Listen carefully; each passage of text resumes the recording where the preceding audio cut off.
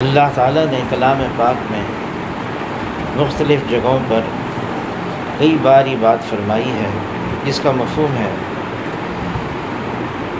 کہ یہ انسان غفلت میں زندگی گزار رہا ہے، حالانکہ اس کا حساب بہت قریب آ گیا ہے۔ دنیا کی زندگی، یہاں جو کچھ ہم کر رہے ہیں، کہہ رہے ہیں، یا جس انداز سے ہم چل رہے ہیں، وہ ہر چیز ہماری محفوظ کی جا رہی ہے نامہ اعمال کے اندر۔ پھر اللہ تعالیٰ اس نامہ اعمال کو محفوظ رکھ کر انسان چلا جائے گا، یہ نامہ اعمال کتاب محفوظ رہے گی۔ پھر حدیث پاک کا مفہوم ہے، جب حشر کے میدان میں انسان اٹھیں گے اور حاضری ہوگی اپنے خالق اور مالک کے سامنے، تو یہ ساری کتابیں، ایک ایسی ہوا چلے گی عرش کے نیچے سے کہ یہ ساری کتابیں پھر اپنے اپنے کرنے والوں کے ہاتھ میں پہنچ جائے گی۔ کسی کے دائیں ہاتھ میں پہنچے گی اور کسی کے بائیں ہاتھ میں پہنچے گی، کسی کا ہاتھ سامنے ہوگا وہاں پہنچے گی اور کسی کا ہاتھ پیچھے ہوگا اور وہاں اس کے ہاتھ میں پہنچ جائے گی۔ پھر اللہ تعالیٰ خود فرمائیں گے، ہر فرد بشر سے تمہارا نامہ اعمال کتاب تم تک پہنچ گئی، اب تم اس کو پڑھنا شروع کرو اور اپنا محاسبہ خود کرو۔ ہمارے مولانا عمر پالپوری صاحب رحمۃ اللہ علیہ فرماتے تھے، جیسے کرنی ویسے بھرنی، نہ مان تو کر کے دیکھ، جنت بھی ہے دوزخ بھی ہے، نہ مان تو مر کے دیکھ۔ ہم جیسا کریں گے دنیا کے اندر، اچھا کریں گے برا کریں گے، ویسا ہمارے ساتھ حشر کے میدان میں معاملہ کیا جائے گا۔ آج دنیا کی مشغولیت اور مصروفیت نے ہمیں اس بات سے غافل کر دیا کہ اصل تو آخرت کی زندگی ہے جہاں ہم کو پہنچنا ہے اور وہاں ہمیں دنیا کی زندگی کا حساب دینا ہے۔ جناب رسول اللہ صلی اللہ علیہ وسلم فرماتے ہیں، آدمی جب عالم برزخ میں پہنچے گا، مرتے ہی ہم قبر میں چلے جاتے ہیں، لیکن عالم برزخ اس کو کہا جاتا ہے کہ اس عالم برزخ میں ہر شخص سے، ہر فرد سے سوالات کیے جائیں گے، اور سب سے پہلا سوال یہ ہوگا کہ بتاؤ تمہارا پالنے والا کون، تمہارا رب کون ہے؟ پھر دوسرا سوال ہوگا تمہارا دین کیا ہے؟ پھر تیسرا سوال ہوگا جناب رسول اللہ صلی اللہ علیہ وسلم کے بارے میں تم کیا کہتے ہو؟ جو سوال کریں گے ان کو منکر نکیر فرشتے عجیب حلیہ حضور صلی اللہ علیہ وسلم نے بیان کیا، ایسا وحشت ناک، ایسا دہشت ناک حلیہ ہوگا اور ہر شخص سے سوال ہوگا۔ جو سوال ہم سے کیا جائے گا برزخ میں، مرنے کے بعد قبر میں، ان سوالات میں سے کوئی ایسا سوال نہیں کہ جس میں یوں کہا جائے گا کہ دنیا میں تم رہے، یہ بتاؤ کتنا بینک بیلنس، کتنی زمینیں، کتنے مکان، کتنی جائیداد، دنیاوی اعتبار سے کتنا کمایا، کوئی ایسا سوال نہیں ہوگا۔ وہاں تو سوال ہوگا بتاؤ تمہارا پالنے والا کون، جس نے تمہیں خالق تمہارا جس نے بنایا، جو تمہارا مالک، جو تمہاری ہر ضرورت کو پورا کرتا تھا، اس کے بارے میں بتاؤ کہ تمہارا کیا خیال ہے۔ آج ہم دنیا کے اندر دنیا کی چیزوں میں لگے ہوئے ہیں اور ہم بھول گئے کہ موت آنے والی ہے، دنیا سے جانا ہے، کسی لمحہ کسی وقت دنیا سے جانا ہے۔ ہم بھول تو گئے موت کو، لیکن موت ہمیں نہیں بھولی۔ اللہ تعالیٰ کلام پاک میں فرماتے ہیں، جس چیز سے تم گھبراتے ہو، بھاگتے ہو، وہ عنقریب تم کو آن پکڑے گی۔ اور جب اللہ کی طرف سے مقرر وقت آئے گا موت کا، پھر نہ ایک لمحہ پہلے نہ ایک لمحہ بعد میں، اور وہ وقت آئے گا اور جانا ہوگا۔ ہم ایسی بے فکری کے ساتھ دنیا میں وقت گزار رہے ہیں۔ اللہ تعالیٰ کلام پاک میں فرماتے ہیں کیا ہو گیا کہ وہ گھڑی بہت قریب آ گئی، وہ ایسی گھبراہٹ والی، ایسی نفسا نفسی والی، ایسی افراتفری والی گھڑی آنے والی ہے اور وہ قریب آ گئی، لیکن یہ انسان یہ غفلت میں ہے۔ وہ ایسا حشر کا میدان ہوگا، ایسا گھبرانے والا دن ہوگا، ایسی پریشانی والا دن ہوگا کہ جب عائشہ رضی اللہ تعالیٰ عنہ نے عرض کیا اے اللہ کے رسول، حشر کے میدان میں سارے ہی ایسے ہوں گے جیسے ماں کے پیٹ سے پیدا ہوتے ہیں بغیر لباس کے، تو وہاں حیا کا کیا معاملہ ہوگا؟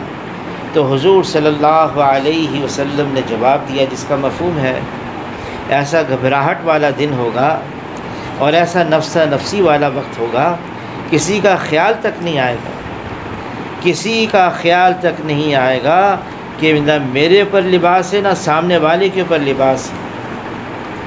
اور اللہ تعالیٰ اس دن کو ایسا بیان کرتے ہیں کہ ہر حاملہ عورت اپنے حمل کو ضائع کر دے گی اور ایسا لگے گا کہ لوگ نشے میں ہیں، حالانکہ لوگ نشے میں نہیں ہوں گے۔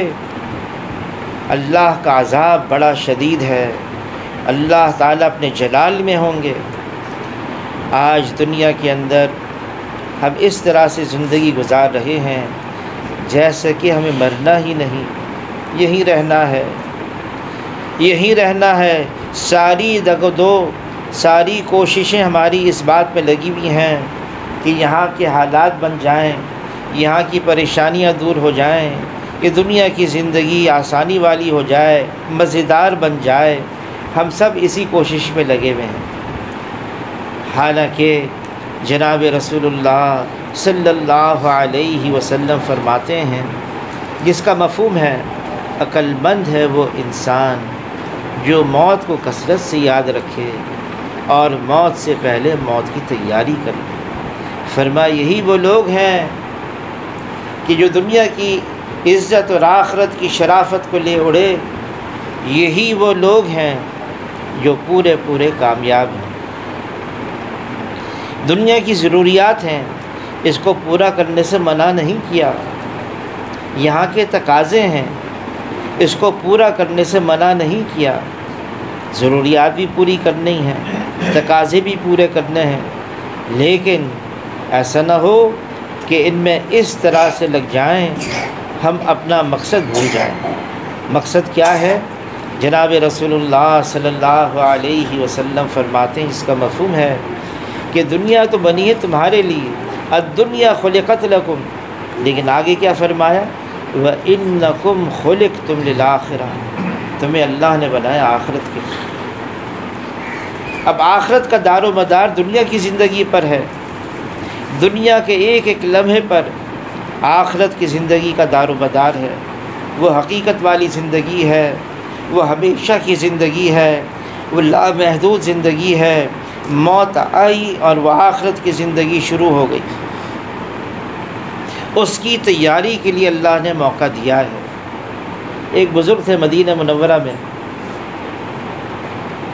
وہ قرآن پڑھ رہے تھے اور قرآن کی ایک چھوٹی صورتوں میں سے ایک چھوٹی صورت پر آئے، والعصر، عصر کی ایک صورت ہے۔ امام شافعی رحمۃ اللہ علیہ جن کے بارے میں فرماتے ہیں جس صورت کے بارے میں اگر صرف یہ صورت نازل ہوتی انسانوں کی رہنمائی کے لیے، انسانوں کی ہدایت کے لیے، تو یہ صورت مکمل طور سے کافی تھی۔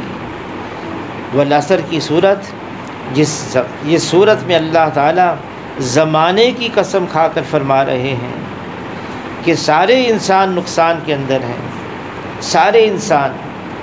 یہ بزرگ یہ صورت پڑھ رہے تھے مدینہ منورہ کے شہر کے اندر، گرمیوں کا زمانہ تھا، فکر مند ہو گئے، پریشان ہو گئے، سوچ میں پڑ گئے کہ اللہ تعالیٰ قسم کھا کے فرماتے ہیں، اللہ کا فرمانا ہی کافی تھا اللہ تعالیٰ زمانے کی قسم فرما کر تاکید در تاکید یہ فرما رہے ہیں سارے انسان نقصان میں۔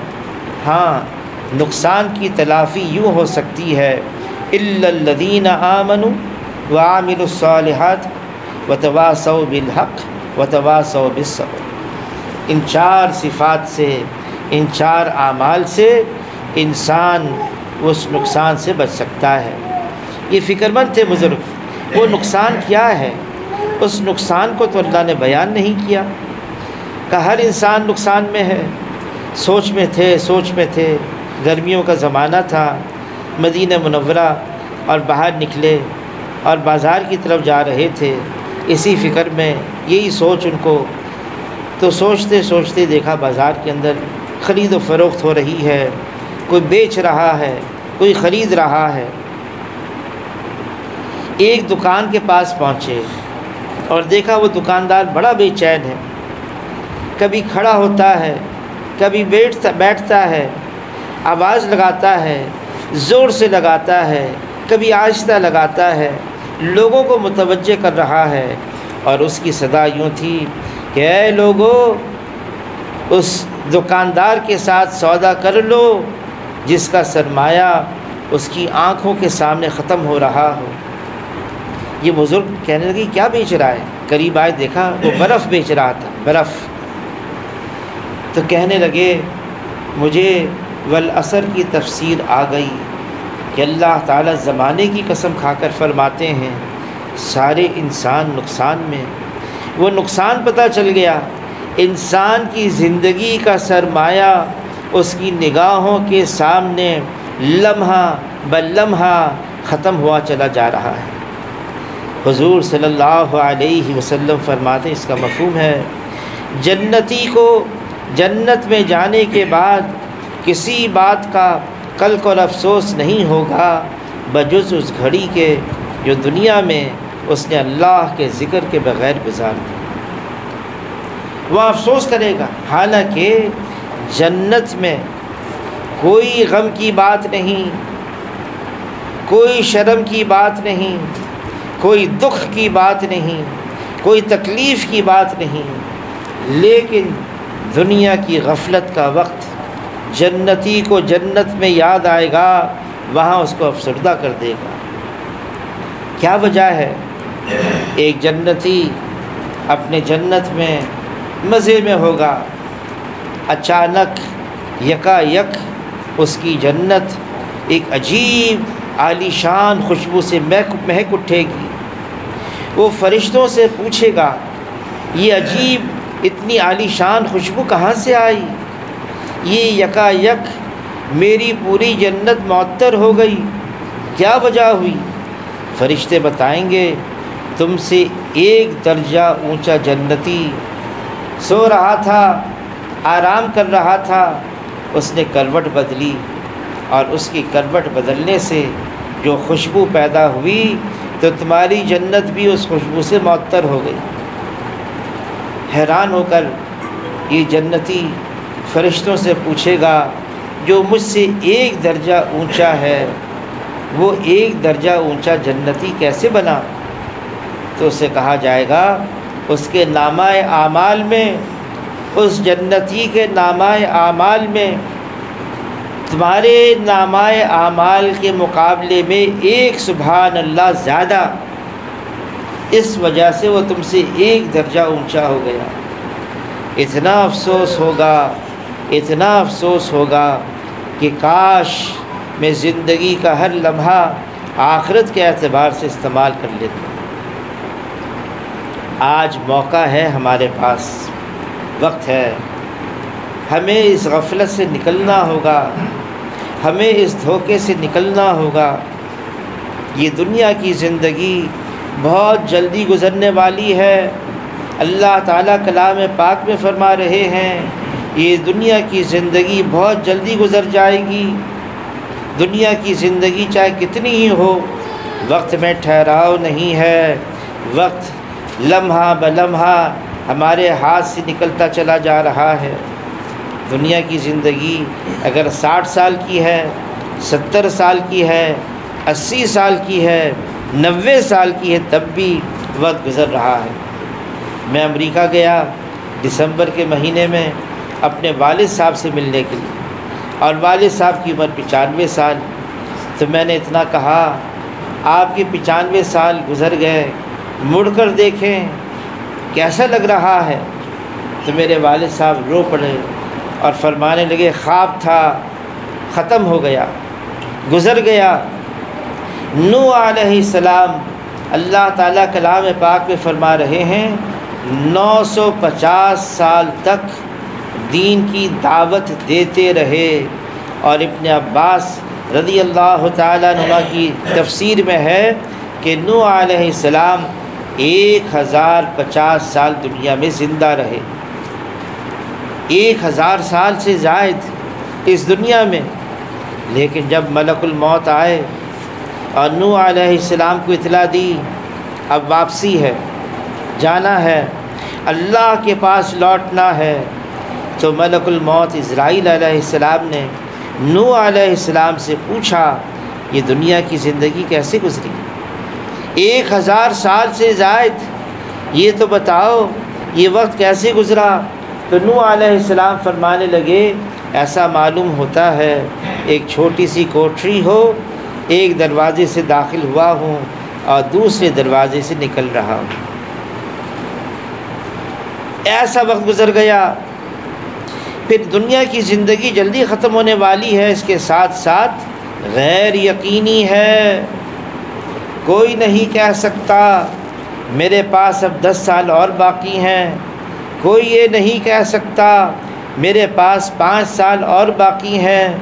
جناب رسول اللہ صلی اللہ علیہ وسلم فرماتے ہیں جس کا مفہوم ہے میں لقمہ منہ میں لوں، میں یہ نہیں کہہ سکتا کہ میں اس کو اپنے حلق کے نیچے اتار سکتا ہوں یا نہیں، زندگی کا اتنا بھی بھروسہ نہیں۔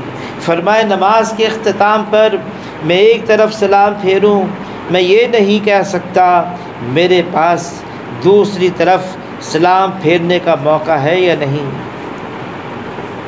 ایک لمحے کا بھی اعتبار نہیں، لیکن جانا ضرور ہے۔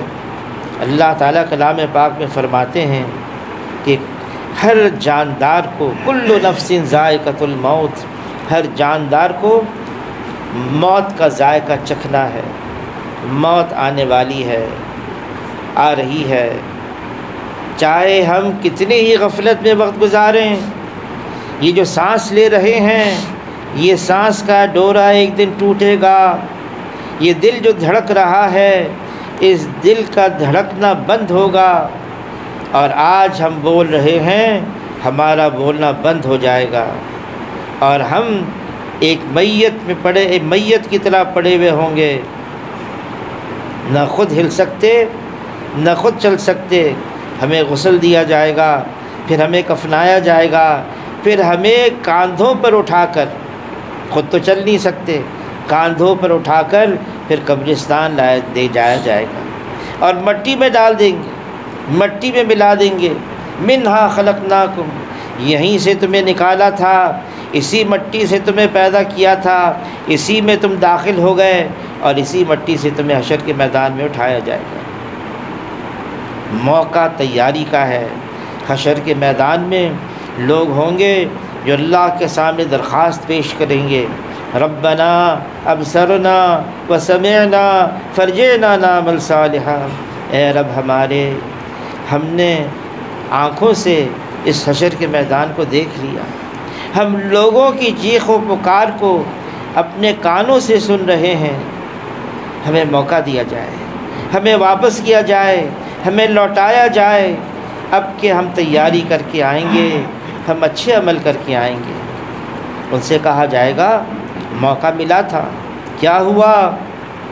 وہ کہیں گے انا موقنون، یقین والے ابھی بنے ہیں، دنیا میں سنتے تھے ہاں موت کے بعد زندگی ہے، سنتے تھے کہ ہاں برزخ بھی ہے، سنتے تھے حشر کا میدان بھی ہے، سنتے تھے پلسرات بھی ہے، سنتے تھے جنت بھی ہے جہنم بھی ہے، لیکن یقین نہیں تھا۔ یقین والے ابھی بنے ہیں۔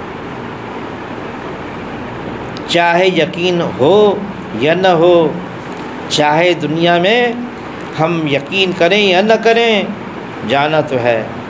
موت کا کوئی انکاری نہیں۔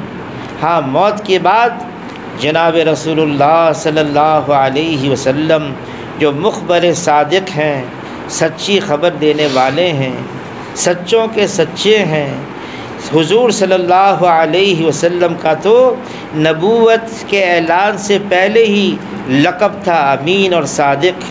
صادق اور امین، سچے بھی ہیں، امانت دار بھی ہیں۔ حضور صلی اللہ علیہ وسلم خبر دے رہے ہیں موت کے بعد زندگی آ رہی ہے، لامحدود زندگی ہے، وہاں سوال کیا جائے گا، ہم سے حساب لیا جائے گا اور ہمیں جواب دینا ہوگا۔ آج موقع ہے دنیا میں، دنیا کی زندگی میں ہم اس کی تیاری کر لیں۔ حشر کے میدان میں جناب رسول اللہ صلی اللہ علیہ وسلم فرماتے ہیں ہر فرد بشر سے 5 سوال ہوں گے۔ کوئی ہو، مرد ہو، عورت ہو، بوڑھا ہو، جوان ہو، نبی ہو، ولی ہو، عامی ہو، مسلمان ہو، غیر ہو، سب سے 5 سوال ہوں گے، ہر فرد بشر سے۔ حدیث کا مفہوم ہے قدم ہل نہیں سکتے جب تک کہ یہ سوالات ہمارے سامنے نہ آئیں حشر کے میدان میں اور ان کا جواب نہ دیا جائے۔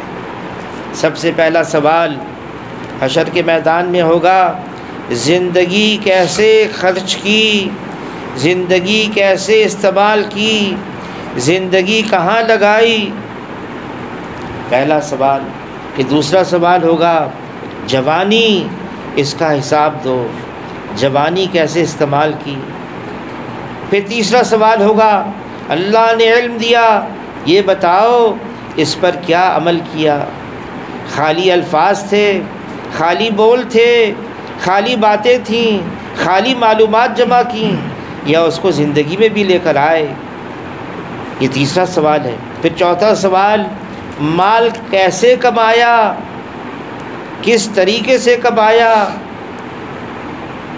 اور 5واں سوال اس مال کو کہاں خرچ کیا، کیسے خرچ کیا۔ یہ 5 سوال ہوں گے۔ آج دنیا کے اندر ہم بھول گئے، ہم سے بہت بڑی غفلت ہو گئی، غافل ہو گئے، ہم بڑی لاپرواہی ہوئی، ہم دنیا کے کاموں میں ایسے لگ گئے کہ آخرت کو بھلا بیٹھے۔ ہم بھول گئے کہ مرنا ہے اور مرنے کے بعد بھی زندگی ہے۔ تیاری کا موقع آج ہے، کرنا ہے، اور وہ تیاری کیا ہے؟ اپنی منمانی چھوڑنی ہے، اپنی جی چاہی کو ترک کرنا ہے، اور رب چاہی جیسے اللہ چاہتے ہیں ویسے ہمیں کرنا ہے، رب چاہی زندگی کو اپنانا ہے۔ حضور صلی اللہ علیہ وسلم فرماتے ہیں اس کا مفہوم ہے کوئی شخص اس وقت تک مسلمان ہو نہیں سکتا جب تک کہ اس کی خواہشات اس دین کے تابع نہ ہو جائے جس کو میں لے کر آیا ہوں۔ اب دنیا کی زندگی گزارنے کا طریقہ ہے، یا ہم اپنی منمانی کریں، یا ہم اپنی خواہشات پر زندگی گزاریں، جو جی میں آئے اس کو ہم پورا کریں، یا ہم اللہ کے احکامات کو حضور صلی اللہ علیہ وسلم کے طریقے کے مطابق پورا کریں۔ ظاہر ہے ایک طریقہ تو یوں نظر آ رہا ہے منمانی ہے، آزادی ہے، اور ایک طریقہ یوں نظر آ رہا ہے بڑی پابندی ہے۔ ہاں پابندی ضرور ہے، لیکن اس کا انجام بھی تو دیکھیں ہم۔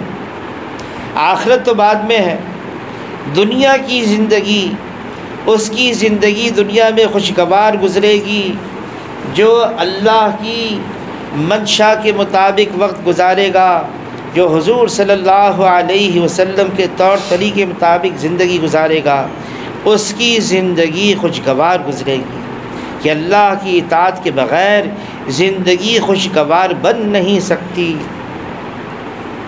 کہ اللہ کی نافرمانی کر لی، اللہ کے حکم کے خلاف کیا، تو اللہ تعالیٰ کلام پاک میں فرماتے ہیں وَمَنْ أَعْرَضَ عَنْ ذِكْرِي فَإِنَّ لَهُ مَعِيشَةً ضَنْكًا، اللہ کو چھوڑ کر زندگی گزارو گے، اللہ کے احکامات کی کوئی پرواہ نہیں، اللہ کے احکامات کو توڑ کر زندگی گزارو گے، تو اللہ تعالیٰ یہ چیلنج کر رہے ہیں، فرما رہے ہیں مال ہوگا، نقشے ہوں گے، چیزیں ہوں گی، اولاد ہوں گی، یا اسباب ہوں گے، ساز و سامان ہوگا، لیکن زندگی تنگ ہو جائے گی۔ سب کچھ ہوگا لیکن زندگی تنگ ہے، پریشان ہے، مشکل میں ہے، بے چینی ہے، پریشانی ہے۔ اللہ اعلان فرما رہے ہیں الا بذکر اللہ تطمئن القلوب، دلوں کا اطمینان صرف اللہ کے ذکر میں ہے، اللہ کے تعلق میں ہے، اللہ کی اطاعت میں ہے، اللہ کی فرما برداری میں ہے، اللہ کے حکم کو پورا کرنے میں ہے، اللہ تعالیٰ کو راضی کرنے میں ہے۔ جس نے اللہ کو راضی کر لیا، اللہ کی منشا کے مطابق زندگی گزاری، اس کا دل مطمئن ہو گیا، اس کو اطمینان حاصل ہو گیا، چاہے حالات کیسے کیوں نہ ہوں۔ حالات باہر کی چیزوں کا نام نہیں ہے، حالات تو اندر سے آتے ہیں۔ جناب رسول اللہ صلی اللہ علیہ وسلم فرماتے ہیں غنا کیا ہے؟ دل کا غنی یہ غنا ہے۔ فقر کیا ہے؟ دل کا فقیر یہ فقیر ہے، یہ فقر ہے۔ سب کچھ ہے لیکن دل اندر سے بے چین ہے، پریشان ہے، مصیبت کے اندر ہے، کسی چیز میں اس کو مزہ نہیں آ رہا، یہ بیچارہ فقیر ہے۔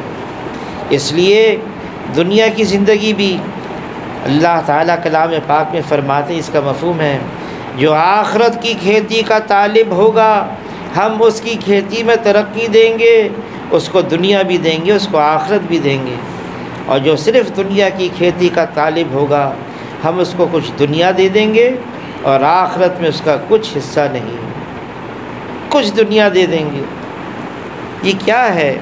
وقت تو گزر رہا ہے، عارضی ہے دنیا کی زندگی۔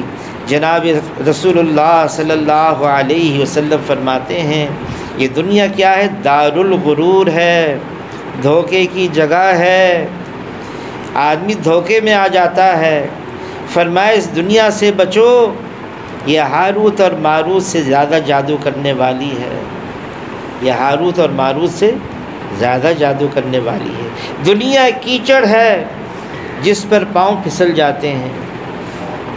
فرمایا اس دنیا کو سردار نہ بناؤ، یہ تمہیں اپنا غلام بنا دے گی۔ عیسیٰ علیہ السلام اپنے حوارین سے فرماتے تھے دیکھو دل ایک برتن کی طرح ہے، جیسے ایک برتن میں آگ اور پانی دو متضاد چیزیں ہیں، یہ ایک برتن میں جمع نہیں ہو سکتے، ایسے ہی دل کے اندر دنیا اور آخرت یہ دونوں اکٹھے نہیں ہو سکتے، یہ الگ الگ ہیں، متضاد ہیں۔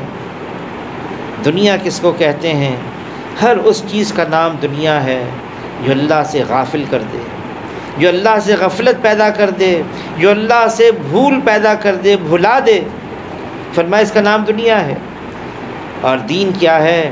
ہر اس بات کا نام دین ہے جو اللہ سے غفلت کو دور کر دے، اللہ سے تعلق کو جوڑ دے، اللہ سے انس پیدا کروائے، اس کا نام دین ہے۔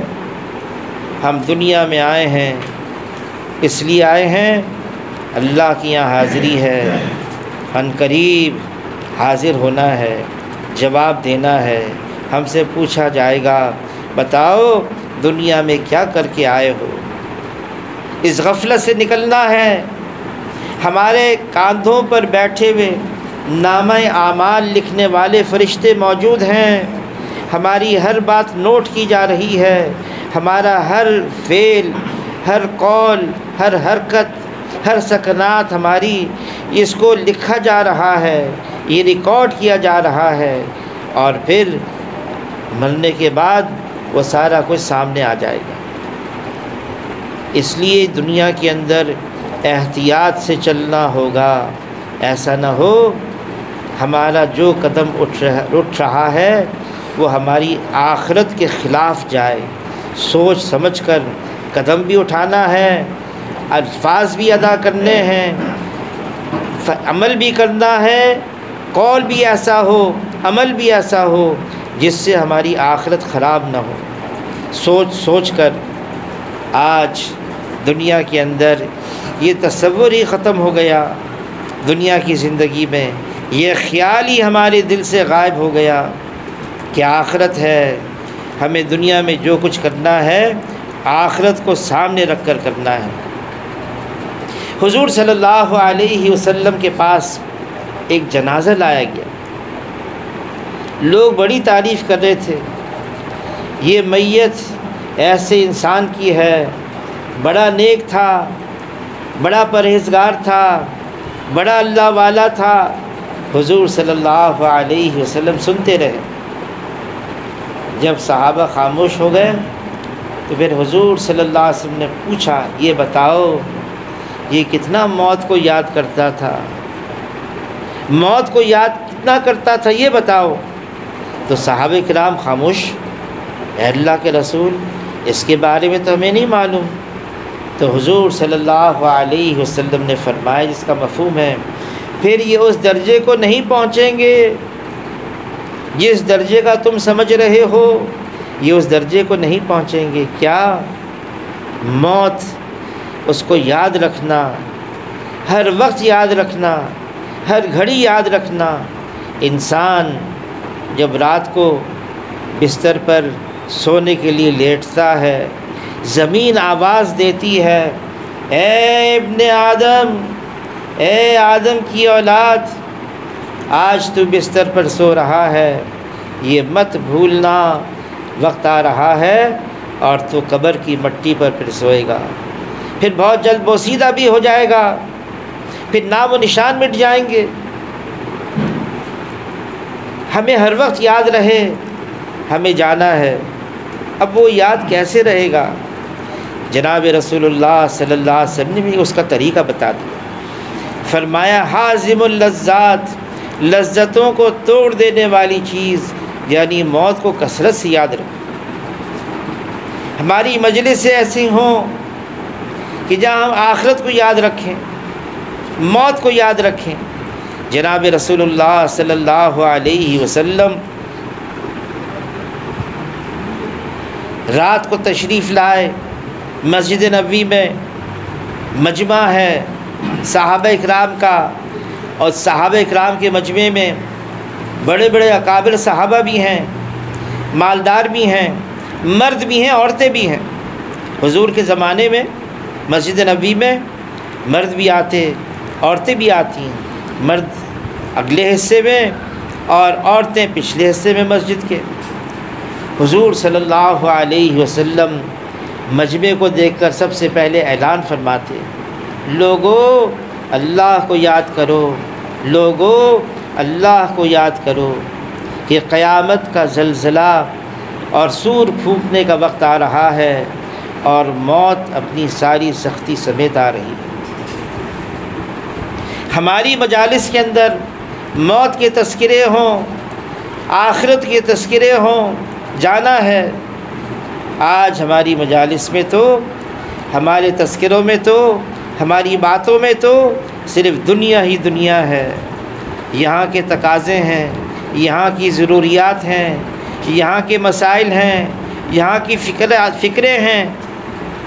مرنے کے بعد دنیا کی پیاس کیا مقابلہ رکھتی ہے جو حشر کے میدان میں پیاس لگے گی؟ فرمایا ساری دنیا کے انسانوں کی پیاس کو جمع کیا جائے، حشر کے میدان میں صرف ایک شخص کو جو پیاس لگے گی وہ زیادہ ہوگی۔ دنیا کی تکلیفیں کیا ہیں آخرت کے مقابلے میں؟ حشر کے میدان میں وہ تکلیفیں بہت زیادہ ہیں۔ دنیا کی چیزیں، دنیا کی راحتیں، دنیا کا سکون، دنیا کی تکلیفیں، دنیا کی پریشانیاں، یہ کوئی حیثیت نہیں رکھتی آخرت کے مقابلے میں۔ آج ہمارے مجالس میں تذکرے نہیں آخرت کے، موت کے۔ حاجی عبدالوہاب صاحب فرمانے لگے، بھئی تمہارے شب جمعہ میں بیان ہوتا ہے، فرمایا وہاں پر موت کی خوب بات کرو، آخرت کی بات کرو، مغیبات کی باتیں کروں، جو غیب کی باتیں ہیں ان کا تذکرہ کروں۔ اللہ تعالیٰ نے کلام پاک کو شروع کیا، کیسے شروع کیا؟ الف لام میم ذالک الکتاب لا ریب فیہ ھدی للمتقین۔ اور متقی کون لوگ ہیں؟ یؤمنون بالغیب، شروع یہ کیا، جو غیب کی باتوں پر ایمان رکھتے ہیں، وہ آخرت سامنے نہیں ہے، ہمارے سامنے نہیں ہے، لیکن جناب رسول اللہ صلی اللہ علیہ وسلم خبر دے کر گئے۔ فرمایا ہر نبی نے آ کر اپنی اپنی امت کو آخرت کی خبریں دی ہیں، لیکن جتنا میں نے اپنی امت کو آخرت کی خبریں دی ہیں کسی نبی نے اتنی خبر نہیں دی۔ پھر فرمایا جتنا میں جانتا ہوں اگر تمہیں پتہ چل جائے تو تم رونا زیادہ کر دو، ہنسنا کم کر دو، ہنسنا کم کر دو، رونا زیادہ کر دو۔ حضور صلی اللہ علیہ وسلم ایک مجلس میں تشریف لے گئے صحابہ کی اور ہنس رہے تھے، تو حضور صلی اللہ علیہ وسلم نے فرمایا، جس کا مفہوم ہے اگر تم موت کو کثرت سے یاد رکھو تو یہ نوبت نہ آئے۔ اس کا مطلب یہ نہیں کہ ہم ہنسی مذاق نہ کریں، نہیں، حضور صلی اللہ علیہ وسلم بھی مذاق کرتے تھے، مذاق کرتے تھے۔ ایک عورت آئی، بوڑھی عورت تھی، اور پوچھنے لگی، اے اللہ کے رسول، کیا مجھ جیسی بوڑھی عورت جنت میں جائے گی؟ تو حضور صلی اللہ علیہ وسلم نے فرمایا، نہیں، بوڑھی عورت تو جنت میں جا نہیں سکتی۔ تو وہ عورت رونے لگی، تو حضور صلی اللہ علیہ وسلم نے فرمایا، تو مذاق کر رہا تھا، بوڑھی عورت تو نہیں جائے گی لیکن جوان بن کر کے جائے گی۔ ایک صحابی نے عرض کیا، اللہ کے رسول، آپ کے پاس مویشی آئے ہیں، اونٹ آئے ہیں، ایک اونٹ مجھے بھی دے دیں سواری کے طور پر۔ تو حضور صلی اللہ علیہ وسلم نے فرمایا، میں تمہیں ایک اونٹنی کا بچہ دوں گا۔ تو وہ صحابی حیران، اے اللہ کے رسول، سواری کرنی ہے، اونٹنی کے بچے کو کیا کروں گا؟ فرمایا کہ جو اونٹ دوں گا وہ بھی تو کسی اونٹنی کا بچہ ہوگا، بڑا ہو گیا۔ تم مذاق بھی کرتے تھے، لیکن ایسا نہ ہو کہ ایسا مذاق، ایسی خوش گپیاں، ایسا ہنسنا کہ ہم آخرت سے غافل ہو جائیں، بھول جائیں، اتنے مشغول ہو جائیں اس کھیل تماشے کے اندر کہ ہم بھول جائیں کہ موت کسی لمحہ بھی آنے والی ہے، کسی وقت بھی آنے والا ہے۔ کتنے ایسے واقعات ہوئے،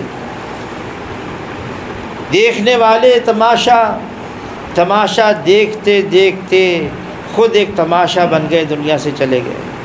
کتنے ایسے واقعات ہیں، کھیل رہے ہیں، خود فٹ بال کھیل رہے ہیں، کرکٹ کھیل رہے ہیں، اور کھیلتے کھیلتے روح پرواز کر گئی، مر گئے۔ دنیا کی زندگی دھوکہ ہے۔ اللہ تعالیٰ کلام پاک میں فرماتے ہیں، یہ لہو لعب ہے، یہ کھیل تماشا ہے، دنیا کی زندگی کھیل تماشا ہے۔ اور ایسا نہ ہو ایسے لگ جائیں اس کھیل میں ہم غافل ہو جائیں۔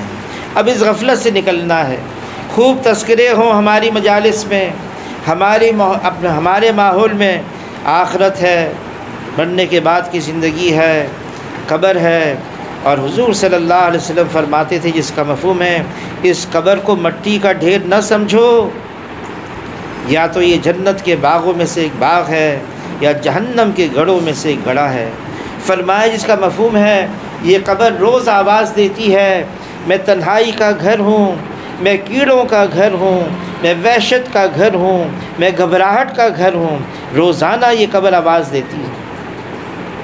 خوب تذکرے ہوں تاکہ ہماری غفلت نکل جائے، ہم اس غفلت سے باہر نکلیں، ہم آخرت کی تیاری میں لگ جائیں، دنیا کے مسائل ہلکے معلوم دیں اور آخرت کے مسائل زیادہ معلوم دیں، تاکہ ہم اس کی تیاری میں لگیں۔ آج تو ذرا پریشانی آتی ہے دنیا کے اندر، اتنا شور، اتنا واویلا، اور صرف اسی کا تذکرہ ہوتا ہے، مہنگائی ہو گئی، یہ ہو گیا، یہ ہو گیا، یہ ہو گیا، لیکن اس کا کوئی تذکرہ نہیں ہوتا۔ مرنا بھی ہے، وہ موت کی تکلیف بھی ہے، اس کا کیا بنے گا؟ عائشہ رضی اللہ تعالیٰ عنہ فرماتی ہیں جناب رسول اللہ صلی اللہ علیہ وسلم سید الاولین ہیں، سید الآخرین ہیں، امام الانبیاء ہیں، رحمت للعالمین ہیں، اور دنیا سے پردہ ہونے کا وقت قریب ہے تو حضور صلی اللہ علیہ وسلم اپنا ہاتھ مبارک پانی کے پیالے میں ڈال کر چہرے پر ملتے ہیں اور یوں فرماتے ہیں اے اللہ موت کی تکلیف مجھ پر آسان فرما دے۔ ہم کتنے غافل ہو گئے۔ جناب رسول اللہ صلی اللہ علیہ وسلم فرماتے ہیں جتنا تمہیں معلوم ہے نا موت کے بارے میں، اگر جانوروں کو پتہ چل جاتا تو تمہیں کوئی فربہ، تمہیں کوئی موٹا جانور نہ ملتا ذبح کرنے کے لیے، سب اس غم سے، اس فکر سے سب دبلے اور پتلے ہو جاتے، ان کا گوشت ختم ہو جاتا۔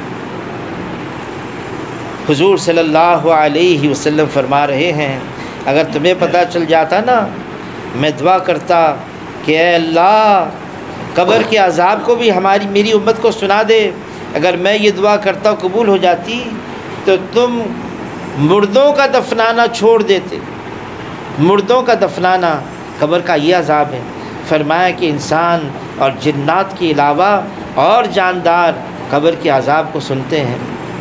پھر حشر کا میدان ہے اور پھر پلسرات ہے۔ یہ پلسرات بال سے باریک، تلوار سے تیز، یہ جہنم کے اوپر بچھائی گئی ہے۔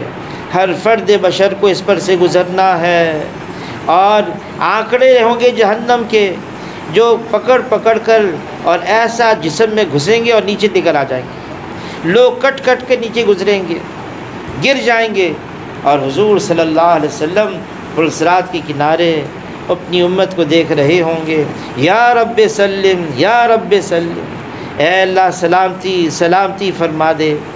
اور حضور صلی اللہ علیہ وسلم فرماتے ہیں ایسے بھی لوگ ہوں گے جو پلسرات پر سے بجلی کی طرح سے گزر جائیں گے، ان کو پتہ بھی نہیں چلے گا۔ جب دوسرے کنارے پہنچیں گے پلسرات کو پار کر کے، پوچھیں گے فرشتوں سے وہ پلسرات کہاں ہے جس کی ہم نے خبر سنی؟ فرشتے بتائیں گے وہ کہ تم پار کر کے آ گئے، گزر کے آ گئے۔ وہ کہیں گے ہمیں پتہ بھی نہیں چلا۔ ایسے بھی لوگ ہوں گے۔ تو دنیا کے اندر تیاری کرنی ہے۔ اللہ تعالیٰ ہم سب کو اس کی تیاری کی توفیق عطا فرمائے، اور اللہ تعالیٰ ہمارا خاتمہ ایمان پر فرمائے، اور اپنے وقت پر حسن خاتمہ کی دولت سے نواز دے۔ دنیا کی زندگی تو ختم ہو جائے گی، اصل تو آخرت کی زندگی ہے۔ وہاں کے سفر کو اللہ ہمارے لیے سب کو آسان فرما دے۔ وہ بہت ضروری ہے، اس کی دعائیں بھی مانگنی ہیں، اس کی تیاری بھی کرنی ہے، اس کی فکر بھی کرنی ہے، اوروں کو بھی اس کے لیے فکر مند کرنا ہے۔ اب جتنے اعمال ہیں ہم جو کرتے ہیں یہ آخرت کی تیاری کے لیے ہیں۔ ہاں دنیا کے لیے اس کے انعامات ضرور ہیں۔ جو 5 وقت کی نماز پڑھتا ہے آخرت تو ملے گی، دنیا میں بھی اس کی روزی کی تنگی دور ہو جاتی ہے۔ لیکن کوئی نماز صرف اس لیے نہیں پڑھتا کہ میری روزی کی تنگی دور ہو جائے، یہ تو اعمال آخرت ہیں، آخرت کے لیے کرتا ہے۔ دنیا ویسے ہی مل جائے گی، دنیا تو ویسے ہی آ جاتی ہے۔ جیسے آدمی دکاندار کے پاس جاتا ہے اور کوئی اناج خریدتا ہے، کنک خریدتا ہے، باجرہ خریدتا ہے، کوئی بھی ایسے اناج خریدتا ہے تو اس کے ساتھ کچھ کنکریاں بھی ساتھ آ جاتی ہیں، اور وہ بھی اس اناج کے وزن میں تولی جاتی ہیں۔ تو بہت ساری چیزیں، دنیا تو ویسے ہی مل جائے گی، آخرت کو سامنے رکھیں گے دنیا بنتی چلی جائے گی انشاءاللہ۔ لیکن صرف دنیا کی خاطر اعمال آخرت کرنا یہ کوئی عقل مندی کی بات نہیں ہے۔ میں اس لیے نماز پڑھوں کہ میری دنیا کی زندگی آسان ہو جائے، روزی میں برکت مل جائے، روزی کی تنگی دور ہو جائے، میں اس لیے سارے کام کروں میری پریشانی دور ہو جائے، وہ تو ویسی دور ہو جائے گی۔ نیت یہ نہیں کرنی ہے، نیت تو یہ کرنی ہے اللہ مجھ سے راضی ہو جائے، کہ اللہ کی رضا سب سے بڑی دولت ہے۔ جس سے اللہ راضی ہو گئے اس کی دنیا بھی بن گئی، اس کی آخرت بھی بن گئی۔ اب جیسے اور اعمال یہ آخرت کی تیاری کے لیے ہیں، ایسے ہی یہ بیت بھی ایک سلسلہ ہے جو حضور صلی اللہ علیہ وسلم سے ثابت ہے، اور ہمارے اسلاف کا بھی طریقہ ہے۔ اللہ تعالیٰ نے کلام پاک میں بیت رضوان کا بھی ذکر کیا ہے، جو اس میں شریک ہوئے اللہ نے سب کی مغفرت فرما دی۔ حضور صلی اللہ علیہ وسلم مردوں کو تو ہاتھ پہ ہاتھ رکھ کر بیعت فرماتے، مستورات کو پردے میں، گھر میں ہوتی مستورات، حضور مسجد میں ہوتے، یمنی چادر ایک کنارہ کونا حضور کے ہاتھ میں، باقی چادر اندر مستورات اس پر ہاتھ رکھتی اور بیعت ہوتی مختلف عنوانات پر۔ اور عنوان کیا ہوتا؟ جہاد کریں گے، مال خرچ کریں گے، جھوٹ نہیں بولیں گے، گناہوں سے بچیں گے، شوہر کی تابع داری کریں گے، اولاد کی تربیت کریں گے، مختلف عنوانات پر۔ تو یہ سارے عنوانات اس لیے تھے تاکہ اس پر کاربند رہیں، ہم اس پر اہتمام کے ساتھ عمل کرنے والے ہوں۔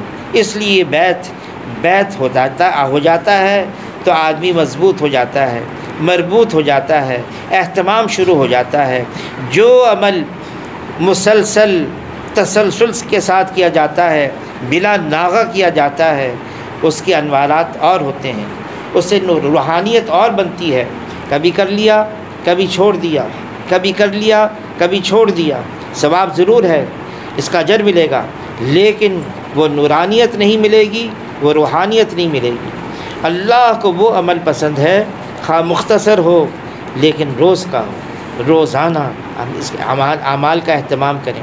اور مستورات کے لیے بہت زیادہ وظائف نہیں ہیں۔ فرمایا حشر کے میدان میں اللہ تعالیٰ ایسی عورتوں کو بلائیں گے جو 5 وقت کی نماز کا اہتمام، رمضان کے روزوں کا اہتمام، شوہر کی تابع داری اور اپنے ناموس کی حفاظت، ایسی عورتوں کو بلا کر اللہ تعالیٰ فرمائیں گے جنت کے 8 دروازے کھلے ہوئے، جس جانب سے چاہو جنت میں داخل ہو جاؤ۔ کیا کرنا ہے؟ 5 وقت کی نماز پڑھنی ہے، رمضان کے روزے اہتمام سے کرنے ہیں، کوئی شرعی عذر نہیں تو قرآن پاک کی تلاوت کرنی ہے، اللہ کا ذکر بھی کرنا ہے، اور گھر کے کام کاج بھی کرنے ہیں، شوہر کی تابع داری بھی کرنی ہے، اور اولاد کی تربیت بھی کرنی ہے۔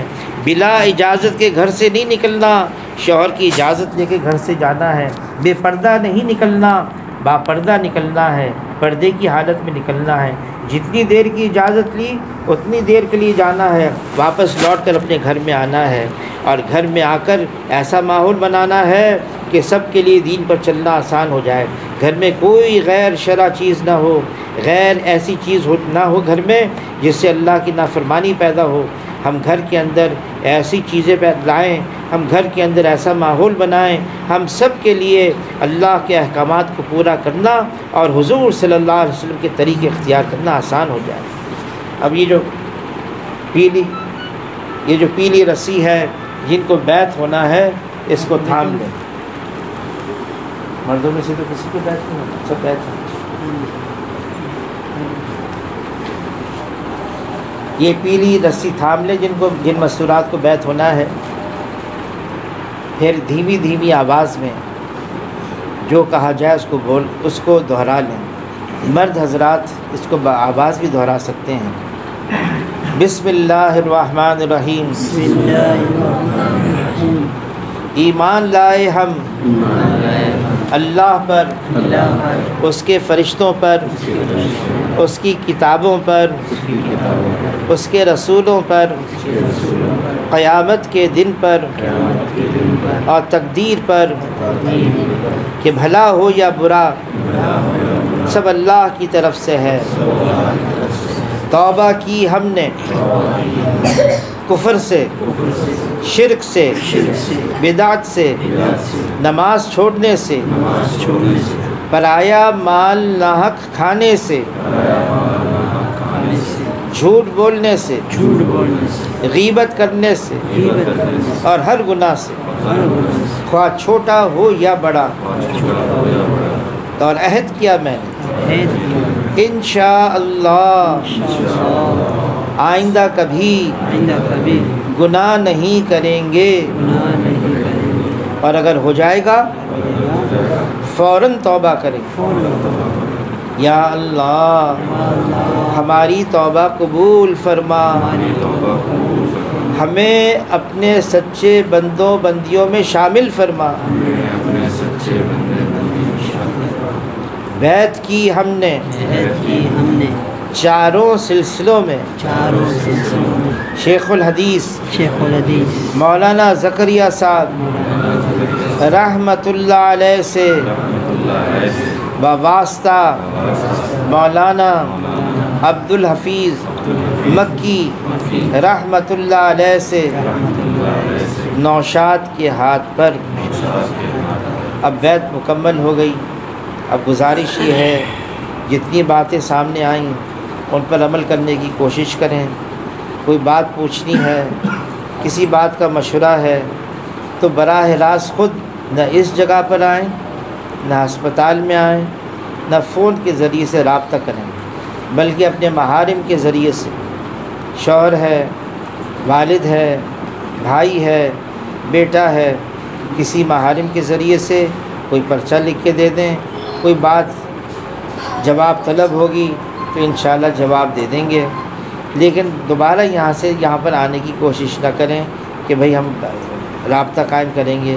گزارش یہی ہے۔ اب دعا ہوگی، دعا کے بعد پہلے مرد حضرات باہر جائیں گے، پھر مستورات باہر جائیں گے۔ اللہم لک الحمد کما انت اہلہ وصلی وسلم علی سیدنا محمد کما انت اہلہ وافعل بنا ما انت اہلہ انک اہل التقوی واہل المغفرہ۔ اللہم تقبل منا انک انت السمیع العلیم وتب علینا انک انت التواب الرحیم۔ اے اللہ ہمارے گناہوں کو معاف فرما، گناہوں والی زندگی ہم سے چھڑوا دے، اپنی اطاعت اور فرما برداری والی زندگی اے اللہ اپنانے کی ہم سب کو توفیق عطا فرما۔ اے اللہ دنیا کی فکر اور دنیا کی مشغولیت اے اللہ اس سے عافیت کے ساتھ ہمیں نکال کر آخرت کی فکر اور آخرت کی تیاری میں مشغول فرما دے۔ اے اللہ آخرت والی اعمال، اے اللہ آخرت والی تیاری، اس میں سب کو ہمیں توفیق عطا فرما، ہم سب کے لیے دین پر چلنا آسان و سہل فرما۔ اے اللہ جناب رسول اللہ صلی اللہ علیہ وسلم کی مبارک زندگی، مبارک طریقے، مبارک سنتیں ہم اپنی زندگی میں لے کر آئیں، اس کی ہم سب کو توفیق عطا فرما۔ جنہوں نے دعاؤں کے لیے کہا لکھا متوقع ہیں کہ جن کے حقوق ہم پر واجب ہیں، جائز مرادوں کو پوری فرما، پریشانیوں کو دور فرما، مشکلات کو آسان فرما، دین پر چلنا آسان و سہل فرما۔ اللہم انا نسألک من خیر ما سألک منہ نبیک محمد صلی اللہ علیہ وسلم ونعوذ بک من شر ما استعاذک منہ نبیک محمد صلی اللہ علیہ وسلم۔ انت المستعان وعلیک البلاغ ولا حول ولا قوة الا باللہ۔